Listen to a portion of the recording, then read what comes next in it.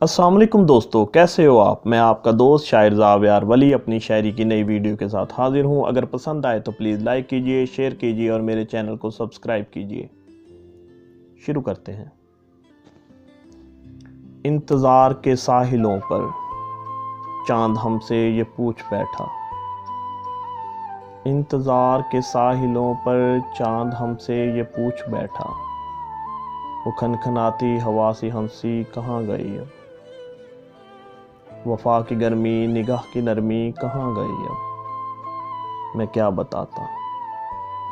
बताता कि क्या हुआ है। गुम गया है कोई मुझसे खो गया है। मैं क्या बताता। वफा की गर्मी सर्द जज्बों की भेंट चढ़ गई। वो खनखनाती हंसी हमारी आंख के खारे पानी ने जज्ब कर ली।